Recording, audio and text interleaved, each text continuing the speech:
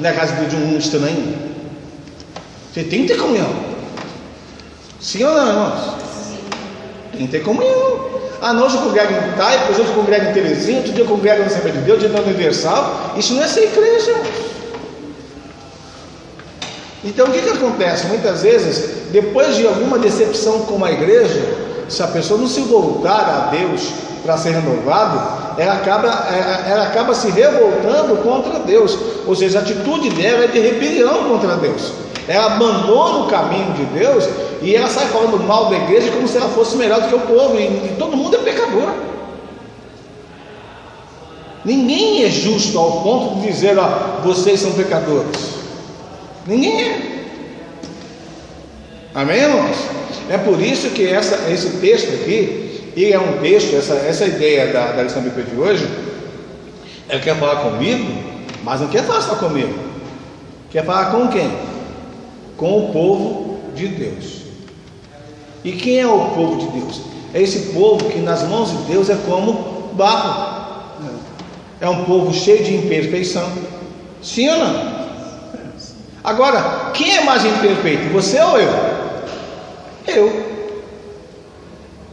Eu não posso, não conheço o teu coração. Então o mais imperfeito sou eu. Agora, se você falar que eu sou o mais imperfeito, você não me conhece. Deu para entender? Então eu preciso julgar a mim mesmo, se eu quiser buscar a perfeição. Porque, veja bem, irmãos, deixa eu dar um exemplo aqui muito simples, com se trata de igreja. Todo mundo falha, amém? Aí eu falei mal de você. O que você tem que fazer quando falam mal de você? Se eu falar mal de você? Perdoar. Além de perdoar, ouse perdoar. Fazer o quê? Orar de que jeito? Olha como uma coisa é séria. Então, se eu falo mal de você, a primeira coisa que você tem que perceber, se eu falei mal de você, eu pequei. Perceba que eu pequei, mas eu não pequei contra você, eu pequei diretamente contra Deus. E a melhor maneira de você me perdoar é você reconhecendo que eu pequei contra Deus. Senão você vai achar que a pessoa pecou contra você. Jesus não disse assim, ó, se você dá água ao teu próximo, você está dando a ele?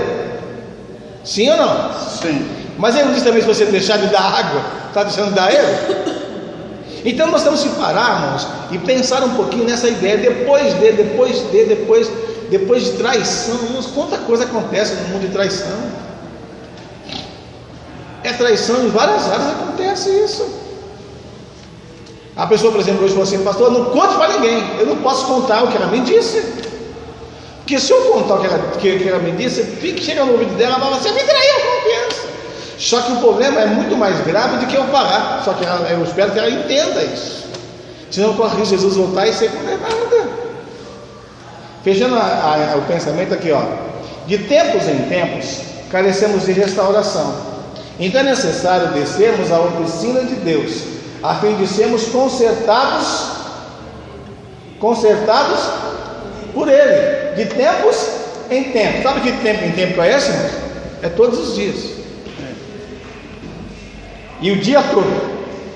Na lição de hoje, a última série, estudaremos sobre o exercício do conserto, que é a arte de nos colocarmos concretamente nas mãos do oleiro, para que ele repassa o vaso quebrado. Veremos o quanto nessa prática espiritual é importante para a sobrevivência, quanto essa prática espiritual é importante para a sobrevivência e o fortalecimento na vida. Sobrevivência e fortalecimento. Irmãos, não basta sobreviver, tem que também se fortalecer. Porque qual é o grande problema de que é só sobrevivendo? É que sobrevivendo é sinal que você está fraco, mas ainda está indo. Mas se você não se renovar, como é que fica, irmão? Porque não se renova, a força não vai se acabando? Sim ou não? Vamos ler na Bíblia? Hebreus. A gente vai para os pensamentos de hoje. Hebreus 12. E o verso? Deixa eu ver aqui no versículo que nós vamos ler. Hebreus 12. Vamos lá. Versículo 11. Hebreus 12, versículo 11.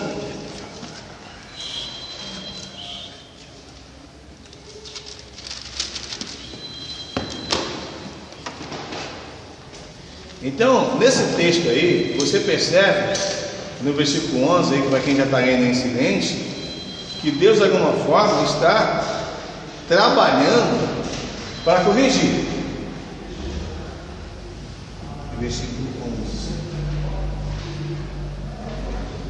Vamos lá, alguém aí, 11? E na verdade, toda correção ao presente não parece ser de gozo, senão de tristeza, mas depois produz um fruto pacífico de justiça nos exercitados por ela. Se um vaso literalmente pudesse falar quando se quebra, qual seria a dor do vaso? Já pensou se ele falasse? E no caso da correção, do conserto, que de repente para consertar tem que quebrar um pouco mais. Já pensou, irmão, uma coisa séria? Agora vamos para o versículo seguinte, ó. Portanto, fortalecei as mãos cansadas e os joelhos vacilantes ou fracos.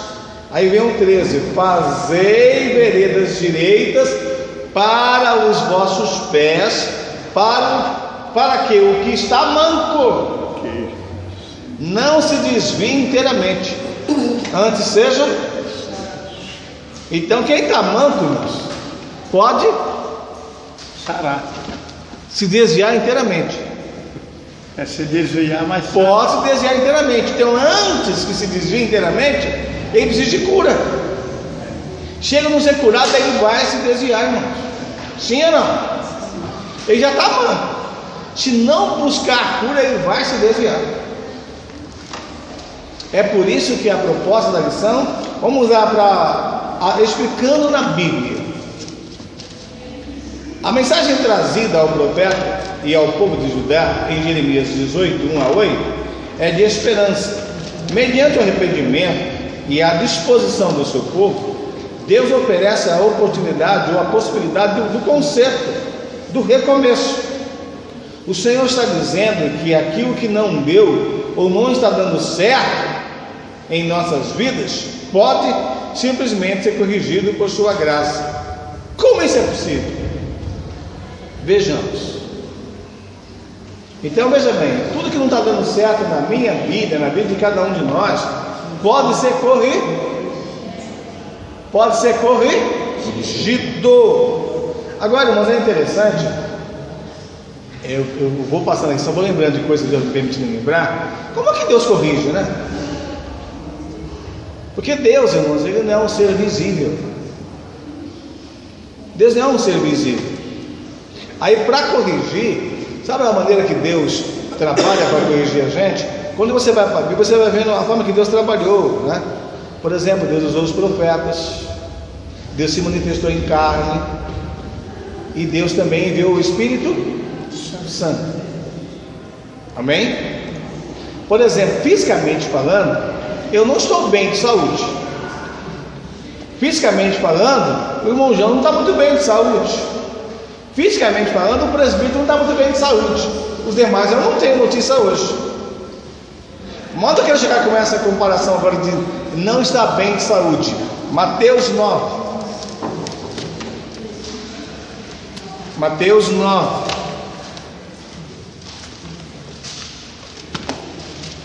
Tá mentindo.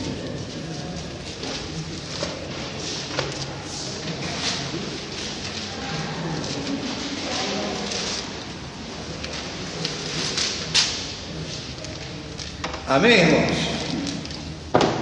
Mateus 9, deixa eu ajudar aqui o nosso irmão. Aí nesse texto de Mateus 9, tem algo interessante para quem quer recomeçar ou ser curado. Amém? Vamos lá, a gente vai ler alguns versículos. Vamos ler a partir do versículo 9. Quem é o 9? Saindo dali, Jesus viu um homem chamado Mateus, que estava sentado na coletoria e disse-lhe: segue-me. E ele se levantou e o seguiu. Ok, alguém lê o versículo seguinte.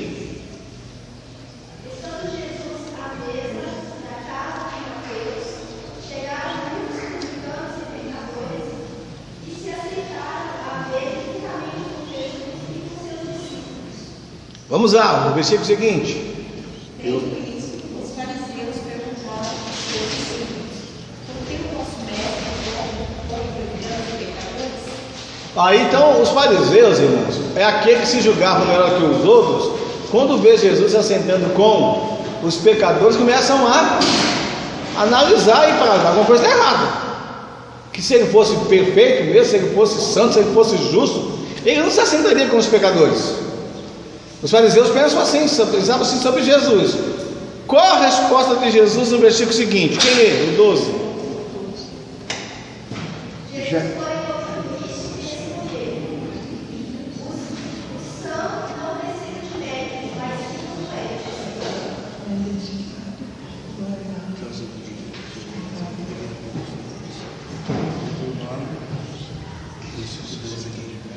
Lê de novo o 12, por favor. Jesus, porém, ouvindo isso, respondeu: o santo não precisa de médico, mas sim os doentes. Há alguém doente aqui? Há alguém doente aqui? Ou alguém que não precisa de médico aqui? Doente espiritualmente. Ele está falando espiritualmente agora, irmãos. Entendeu? Ele está dizendo que o são não precisa de médico, mas sim Os doentes. Aí lembra do primeiro versículo lido? Não há homem justo sobre a terra que faça o bem e nunca. Em outras palavras, não há ninguém que não precise de médico. Amém, irmãos? Todos nós precisamos de médico. Seja bem-vindo ao consultório de Deus. Amém, irmãos? Hoje é dia de cura, irmãos. Vamos lá, lição bíblica. A primeira coisa importante para que a gente seja renovado, qual é o primeiro tópico? Admita a sua limitação. Ei, papai amado. Irmãos, admitir a sua limitação é um problema sério. Eu sou de uma época, eu não sou tão velho não, irmãos. Eu sou de uma época, não posso ser claro com vocês aqui, tá? Que a ideia era, pastor não pode admitir fraqueza. Pastor pode falar de fraqueza para pastor, mas para membro não pode falar. Ou seja, a igreja foi criando o pensamento seguinte: ó, você pode ter problema, mas não fale para o povo, fale para pastor. Aí o que aconteceu? O pastor foi adoecendo. Não é adoecendo fisicamente não, é adoecendo espiritualmente mais e mais. Porque se reveste de uma coisa que não é verdadeira. Sabe, irmãos, é uma das coisas mais complicadas que tem na história da igreja, não falando só de pastores, mas em geral, é essa falsa religiosidade. É esse negócio de viver de aparência. Então, quando a pessoa ela vive de aparência e ela desaba, ela não tem coragem de admitir sua limitação. Ela não tem coragem de admitir seu pecado, seu erro, sua fraqueza. E eu sempre me deparei com as minhas limitações antes mesmo de me tornar pastor. A diferença é que eu continuo sendo limitado e comecei a lidar com a limitação dos outros. Isso é sério, irmãos. Então, presta atenção.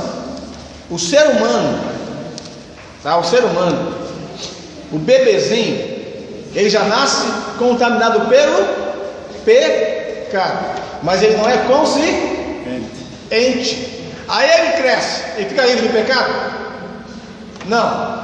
Ele chega à juventude, fica livre do pecado? Não. Ele chega à fase adulta, fica livre? Também não. Ele se casa, se torna livre do pecado? Também não. Ele se torna pai, se torna livre do pecado? Também não. Ele se torna pastor, não fica livre do pecado, porque as fases não alteram o ser humano. Isso nós temos que entender, irmãos. Amém? Então admitir a nossa limitação. Eu não posso ser claro com vocês aqui. Eu vivi uma época na minha vida espiritual que eu cheguei a pensar, estou falando da minha limitação, tá, irmãos? Eu cheguei a pensar que eu estava quase pronto para a volta de Jesus. Olha como a gente é limitado. Eu cheguei a pensar que estava quase pronto para a volta de Jesus. É aquele negócio de falar assim: pô, Jesus pode voltar agora. E esse pensamento foi tão forte em mim que eu cheguei a falar para minha esposa isso. 2 dias depois eu estava arrebentado, precisava da graça de Deus. Eu falei: Deus, não entendi nada. Por que as coisas se inverteram tão radicalmente? Por quê? Porque você olha para você e você pré-julga ou se julga capaz, se julga maduro o suficiente. E ninguém é, amém, irmãos? Amém? Ninguém é. A questão de você e Deus é uma questão íntima, mas você sair declarando para as pessoas que você é, ninguém é, só Deus é. Amém, irmãos? Só Deus é. Esse negócio de dizer, eu estou melhor do que você, ou pensar, já é pecado em nós. Eu não quis julgar as pessoas, mas eu me julguei numa condição, estou de Jesus. E ninguém pode dizer isso, irmãos. O que você tem que aproveitar é cada segundo de vida que Deus te dá. Então eu vou ser bem simples aqui, irmãos. Olha, essa lição de hoje, quando ela fala de conserto, ela fala de conserto que vai envolver a sua vida com Deus e a sua vida com o seu próximo. Não tem jeito, irmãos. Esse conserto, lembra, irmãos? A igreja, eu escrevi hoje no dia desse aí um pensamento, coloquei lá, a base, a unidade divina é a base da unidade da igreja. Sem unidade não há corpo. Então, por exemplo, não há divisão essencial entre Pai, Filho e Espírito Santo. Então, quando você é alcançado por essa ação divina, e eu também sou alcançado por essa ação divina nos unifica. Você vai entender ou não? A ação divina nos unifica. Então quer dizer, eu não posso dizer que tenho comunhão com Deus se não tiver comunhão com vocês, e vice-versa. É por isso que o texto o povo de Israel era como barro nas mãos de Deus, e não o Tiago. Deus estava com todos, amém, irmãos? Todos necessitam de cura.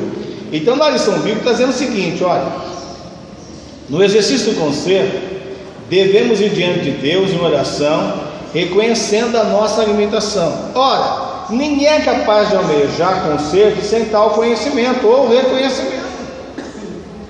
Se você não reconhecer que precisa de renovação, de conserto, como você vai se apresentar diante de Deus? Lembra daquela parábola? Jesus, oh Deus, eu não sou que nem esse homem aí do lado aí. Eu jejuo, eu sou dizimista, eu aquilo. O outro vem e fala: meu Deus, misericórdia de mim. Quem é que é justificado? Aquele que se humilhou, né? É aquele que se desce na casa de Deus, na presença de Deus, se humilha. Amém, irmãos? Por exemplo, deixa eu usar para vocês aqui uma coisa muito simples. Eu vou usar 2 textos de uma forma bastante rápida. Olha como é interessante quando você olha para a Bíblia. Abra aí a Bíblia de vocês em Salmos 34. Vou fazer uma comparação para vocês perceberem como a coisa é. Salmos 34. Aí você vai perceber nesse texto que esse texto é uma fala de alguém diante de Deus. Os irmãos acharam o Salmos 34? Amém? Aí você vai ler e tenta imaginar onde o salmista quer chegar nessa frase aí. Versículo 1. Alguém lê?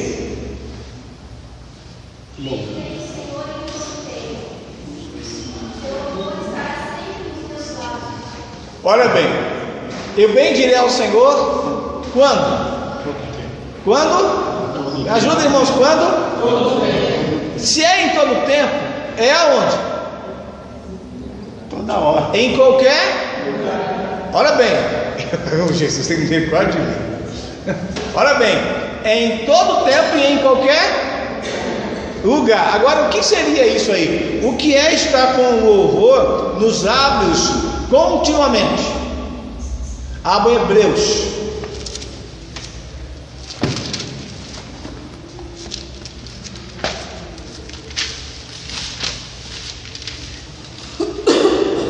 Hebreus 13.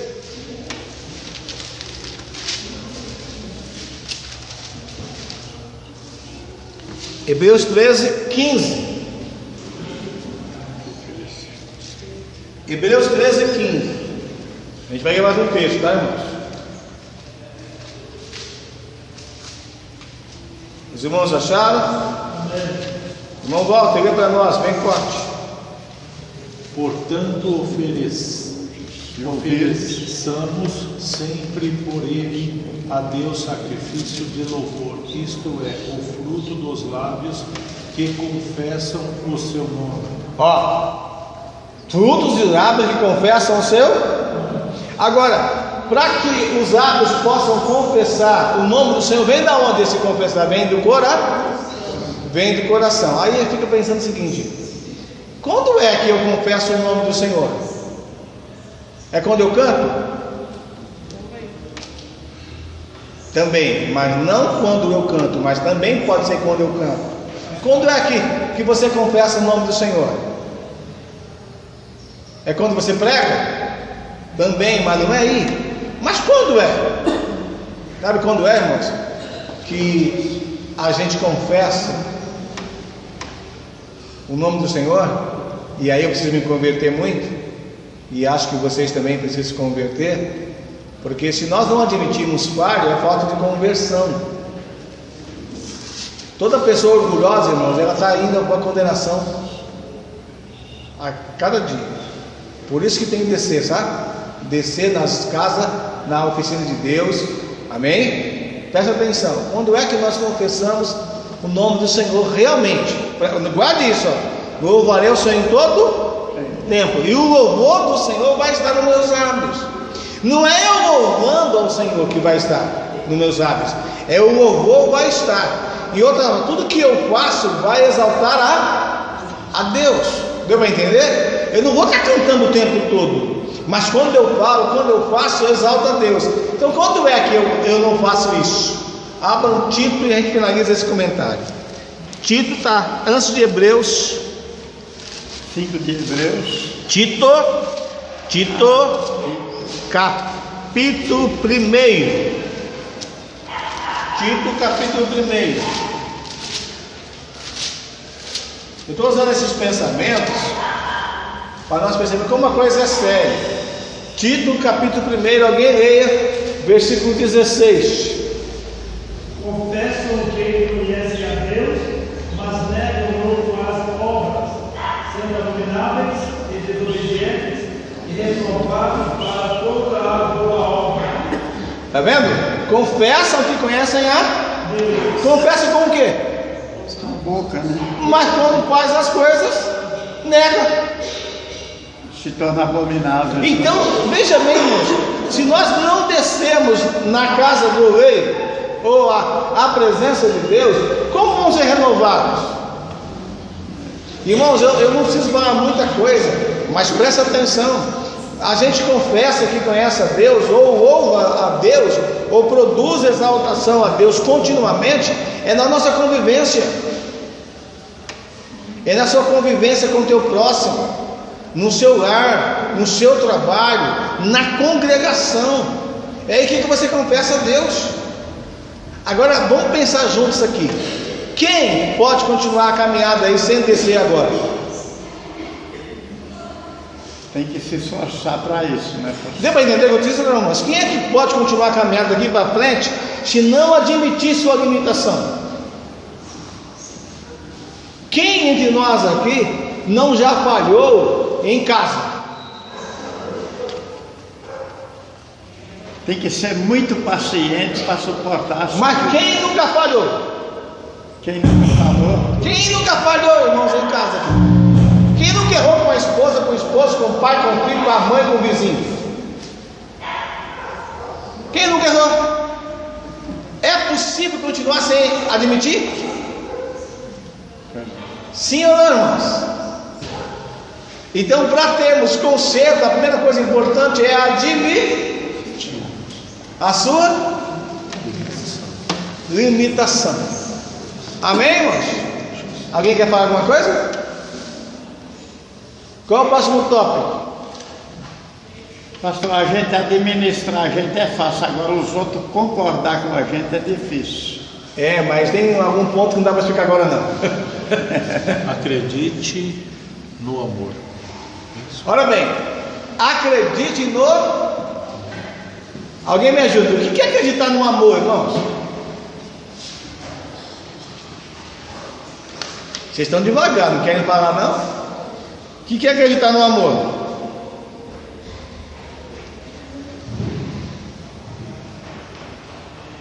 Atenção, atenção. É o tópico 2. O que é acreditar no amor, irmãos? Irmão, o verdadeiro amor é o amor a Deus. Não, aí não é o... Não, segura aí um pouquinho. E cada um Segura um pouquinho, sabe o presbítero. seu amor. Não é esse ponto não. O que é acreditar no amor? Não é o que é amor. É o que é acreditar no amor. É acreditar em Deus. Acreditar em Deus. O que mais, irmãos? Confiar em Deus. Tá bom, o que mais?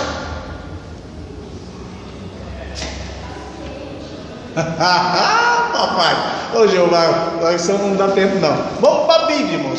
Primeira coisa, quando se trata de acreditar no amor, vamos para a Bíblia, vamos lá. 1 João 4. 1 João 4.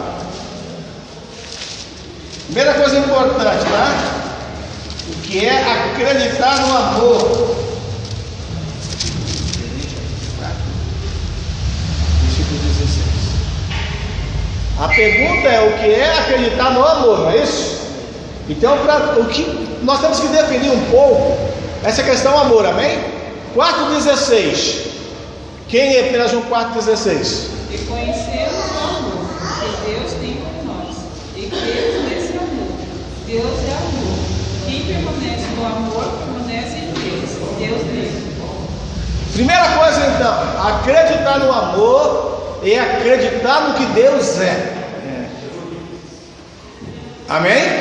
Presta atenção, Deus é? Você é amor? Você é amor? Não. Eu sou amor? Não. Deus é amor. Qual a diferença? Eu posso ter amor por vocês, vocês podem ter amor por mim. Deus é. Deus é amor. Amém? Outra coisa importante quando se trata de acreditar no amor, irmãos, guardem isso. Nós estamos, qual é o tema de hoje da lição? Exercício para você. Ó, então para consertar, eu preciso admitir que eu sou falho. Mas só isso não vai me consertar. E eu preciso acreditar no que Deus é. Deus é amor. Mas há algo importante. Abram, por favor, Romanos capítulo 5. Para a memória isso. Romanos 5.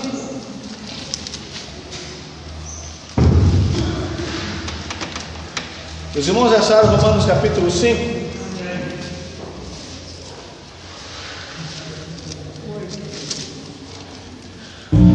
É isso aí. Chegou bem, irmãzinha. Graças a Deus. Então, a outra coisa importante, a irmã de Eclesiastes já viu o versículo. Então, lê para nós, Eclesiastes, versículo 8. Mas Deus prova o seu amor para conosco, em que Cristo morreu por nós, sendo nós ainda pecadores. Ora bem, Deus prova o amor que Ele tem por nós, sendo que Cristo morreu por nós quando nós éramos o quê?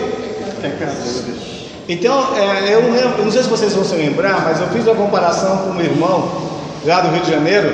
Nós estávamos andando ali no centro do bairro onde nós morávamos, e nós paramos em frente a 2 residências, e tinha uma residência muito bonita, dentro do limite do bairro, muito bonita, e outra casa totalmente destruída, uma casa que era impossível morar nela, mas era uma casa.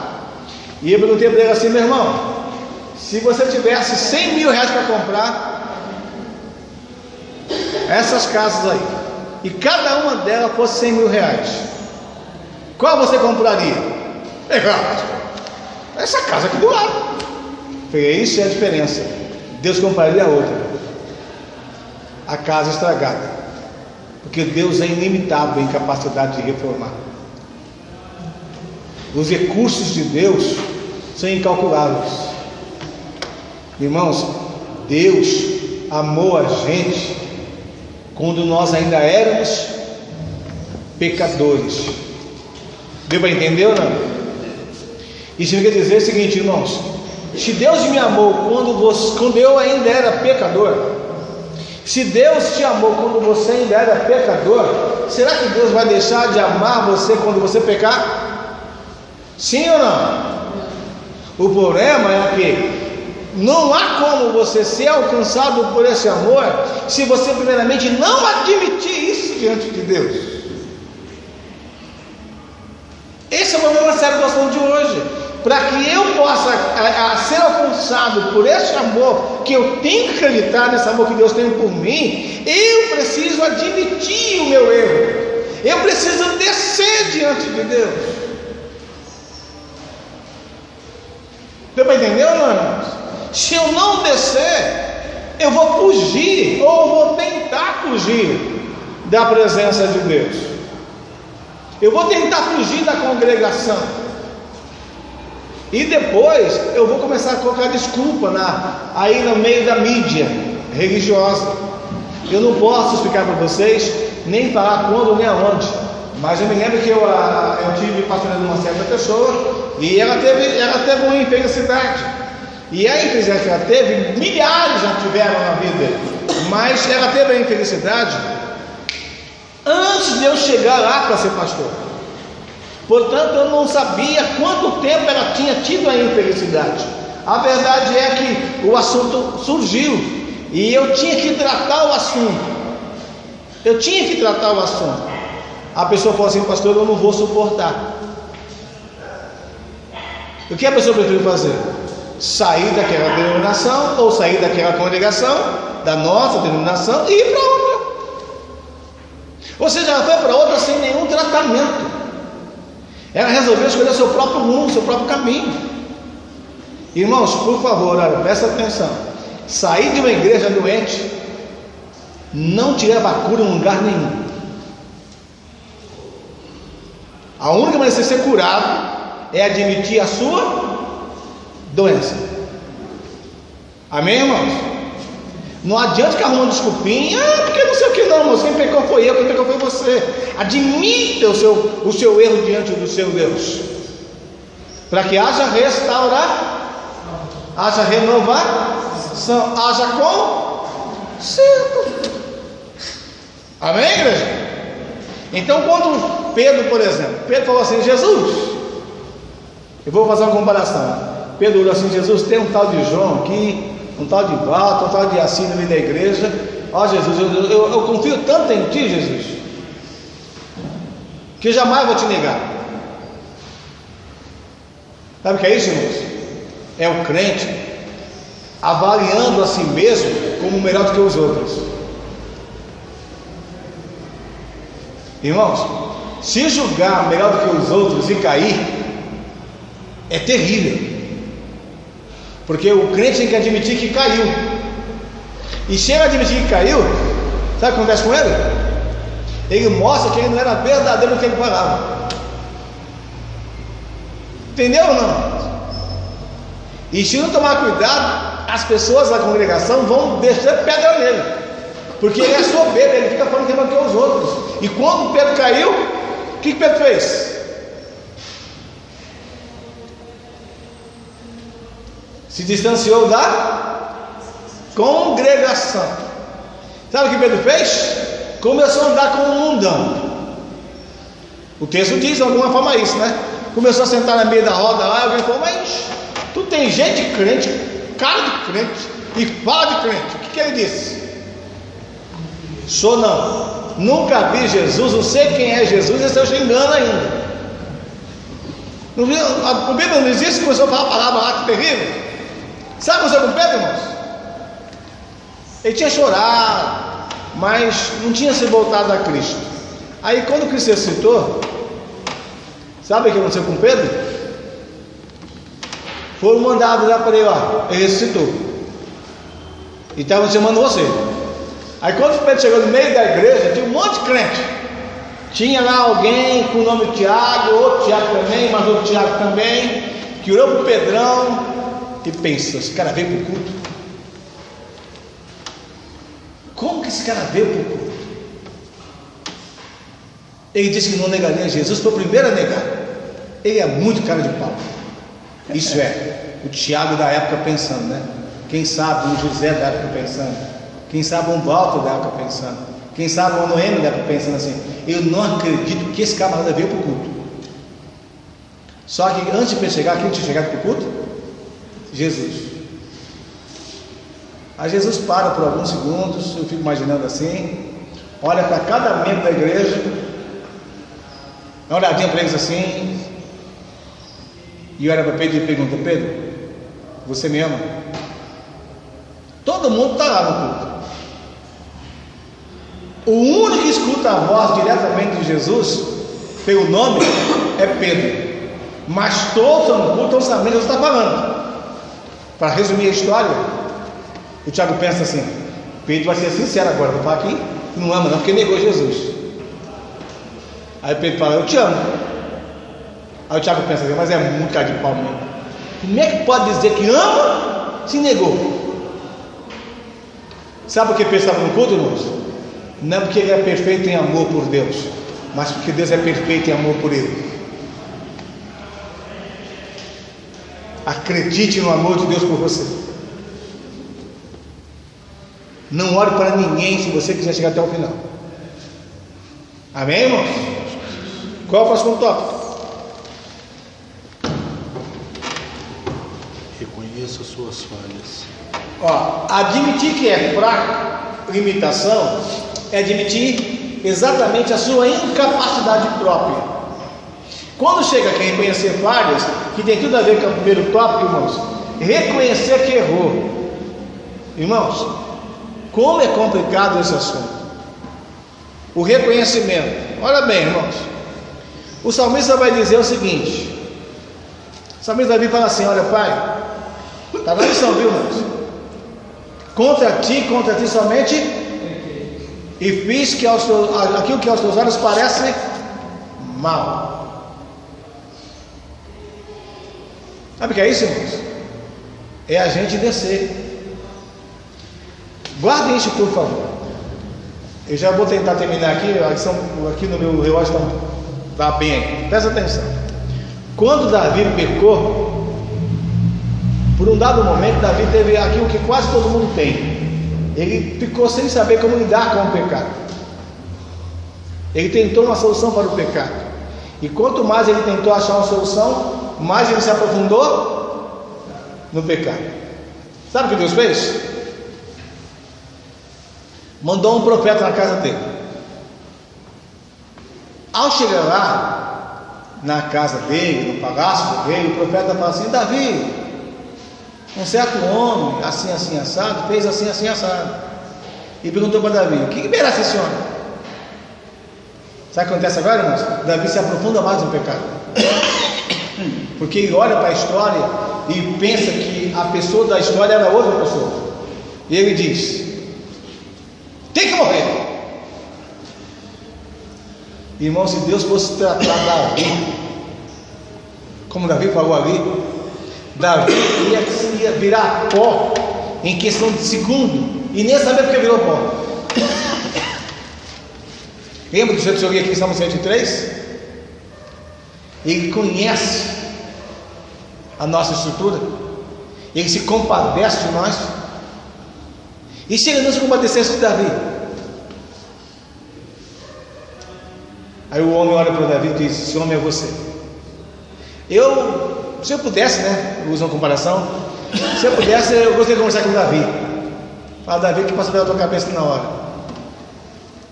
Eu acho que ele falaria assim: olha, Tiago, na hora eu pensei, acabou para mim. Eu decretei a minha morte. Eu mesmo disse como merece a morte. Vê como a coisa é séria, irmãos? Vê como a nossa justiça é falha? Aí Davi tem que admitir que fracassou. Amém? Amém, irmãos? Então, para consertar, irmãos, não há como. Primeiro, olha lá, não admitir que você é limitado, não acreditar no amor e não reconhecer as suas falhas, os seus erros. Mas sabe qual é o problema que nós temos com o erro? É mais ou menos o seguinte, já falei aqui, vou usar novamente a simbologia. Eu falo mal de você e você fala mal de mim. Na hora de você admitir o seu erro, você justifica. Você fala: não, eu errei, mas o Tiago errou primeiro. Então, quando você usa o erro do seu próximo como você primeiro, para depois admitir o seu erro, você já está perdendo a chance de conserto. Não faça isso. Não faça isso. É lógico que não é fácil, mas você precisa entender que a sua falha é a sua falha, ainda que a sua falha tenha sido motivada por um erro de alguém. A sua falha, ela vem do seu coração, ela não vem do coração do seu próximo. Amém, irmãos? Então é isso que nós temos que entender. Agora, qual é o próximo tópico?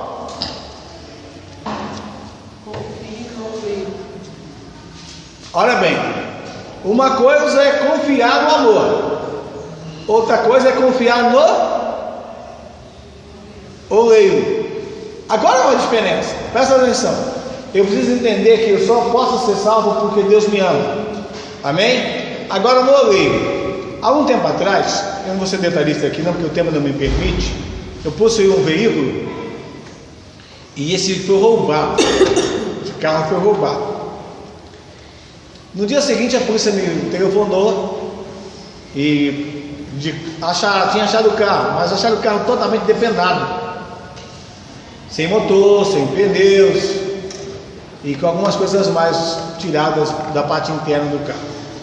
Resumindo, arrumamos os pneus velhos lá, enguichamos o carro, deixamos no estacionamento do prédio um modelinho Taipas.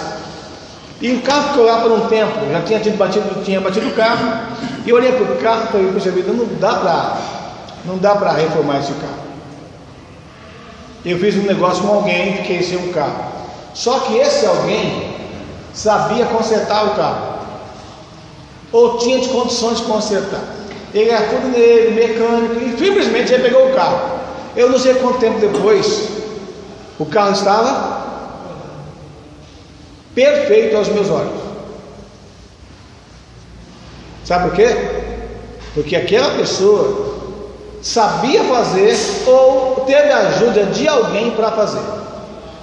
Moral da história é o seguinte, irmãos: se eu e você não confiarmos em Deus, acabou para a gente. Amém? Alguém aqui já foi operado fisicamente? Fisicamente já foi operado? Sim? Para você ser operado, você precisa de algumas coisas, né? Admitir que está doente, passar em consulta, aceitar o diagnóstico médico e depois submeter-se à cirurgia. E a cirurgia é o seguinte: o médico chega para você e fala assim: olha, você vai dormir, você vai apagar, tchau, tudo de bom, hein? Até daqui a pouco. Te apaga. Só Deus sabe se você vai acordar de novo. Que será na mão de quem? De um homem. E o homem é falho. O médico pode dar uma cortadinha no lugar errado E quando ele perceber, isso é fatal. E você morre. E na simbologia do Davi, você sabia que morreu, né? Você sabia que ia dormir, mas não que ia morrer. Lembra do texto de Mateus, capítulo 6, ou seja, 9? Que Deus é o médico? Amém, irmãos? Então, o que é confiar em Deus? Na hora da cura. O que o salmista Davi falou? Senhor, olha, irmãos, eu gosto de ler a Bíblia, na lição bíblica, para entender melhor. Algumas coisas são importantes, eu vou finalizar com esse texto. E aí, guarde esse seu coração. Abra Salmos 19. Já vou finalizar, cara. Salmo 19. Isso é muito importante. A gente precisa ser transparente diante de Deus. E na ideia desse texto,